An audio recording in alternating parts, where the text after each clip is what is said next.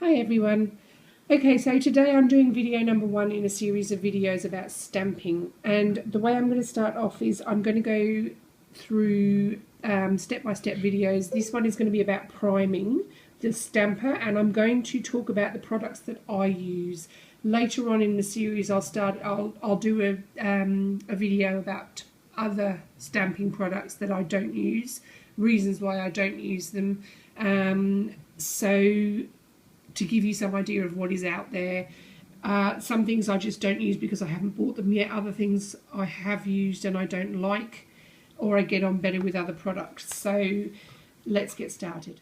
Okay, so today the video is obviously about my stamper that I'm using. I'm actually going to tell you how to prime it. So this is a new stamper.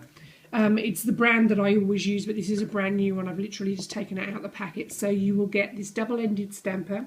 So it's a big white end and it's very, very squishy, and then you get this small end for more detailed stuff that isn't as squishy, it's quite firm. And you do get 2 scrapers with this as well, but I don't like either of them, so I don't use those, so we'll just pretend they're not there. And what I do with this stamper is I test it first of all to see if it will stamp.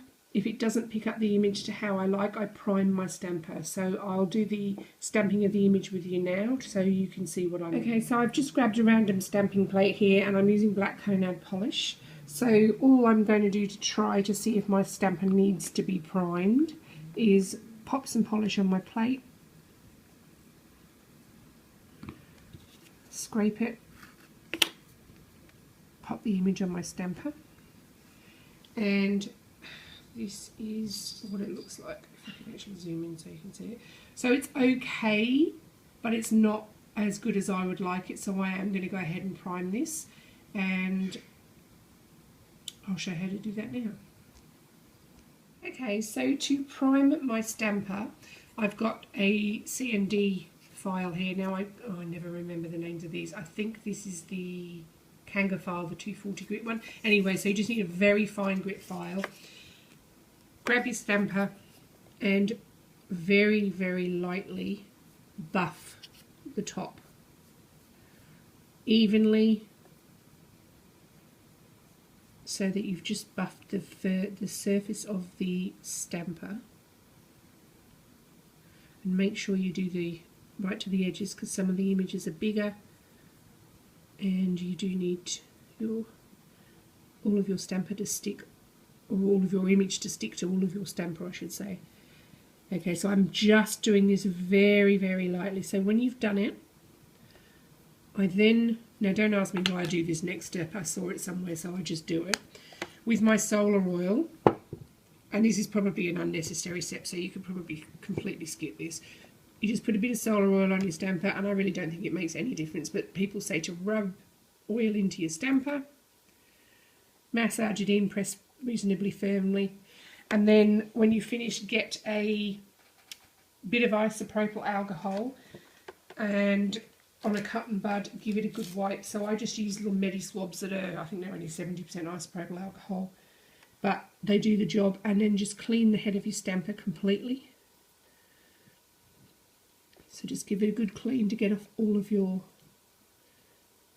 file residue, bits from your filing, I should say, picking up all the other dust, and then dry it off. So I'm just literally, this is a lint-free cloth that I'm just drying the top off.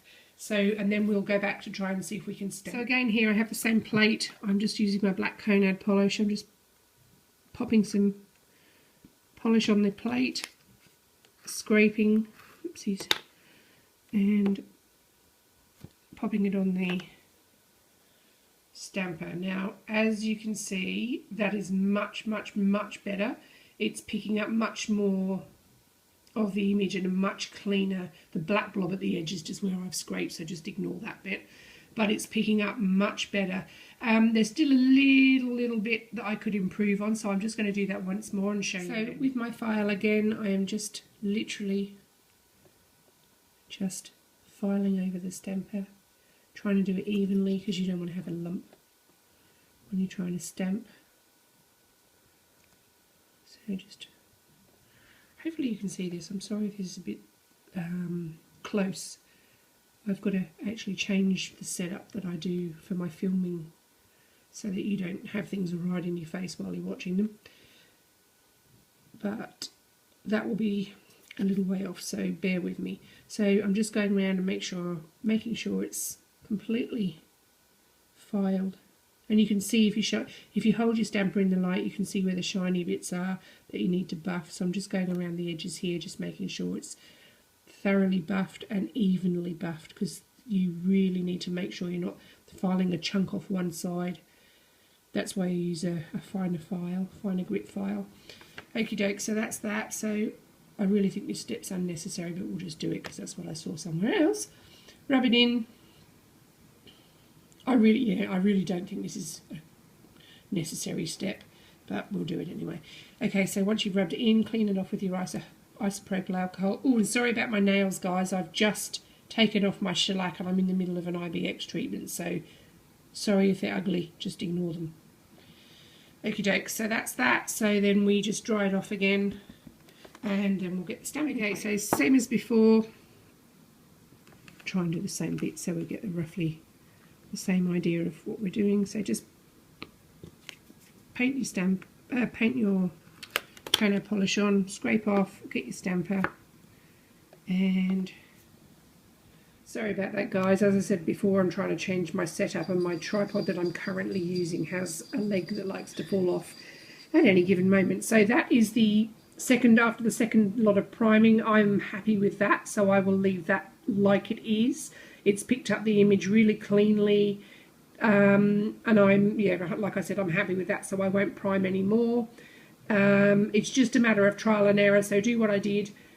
Practice your stamp. If it hasn't picked it up, do it a little more until you've got a clean image on your stamp. Now, I just wanted to tell you where I got this stamper as well. This is from eBay. This is something I've been buying from eBay for the last about 18 months to 2 years. I have had the similar stamper from Facebook sellers, and they are considerably more money, and I actually bought one from one seller. I have said this before. I bought it from one seller and the stamper just flops out like that, and it's completely useless while you've got a client. It's really annoying, so I don't use it. The stamper just didn't fit. This fits snugly, and as you can see, if I shake it, it's not going anywhere. I mean, it probably will if I do it for long enough, but it's not budging, whereas the one that I got from the Facebook seller just falls out, and it's really, really not worth the money.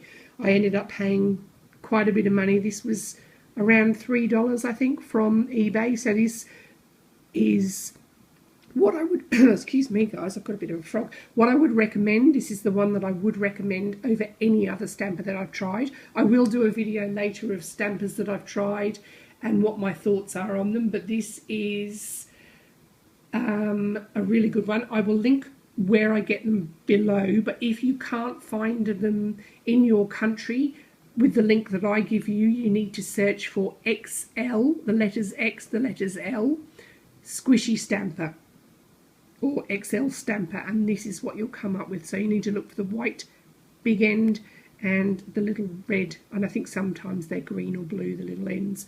But I'll link the seller that I use below. And look guys, I hope this helps you.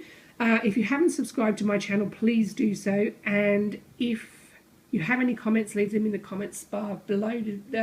I will endeavour to get back to you, and give a thumbs up to the video if you liked it. Okay guys, thanks very much for watching. Bye.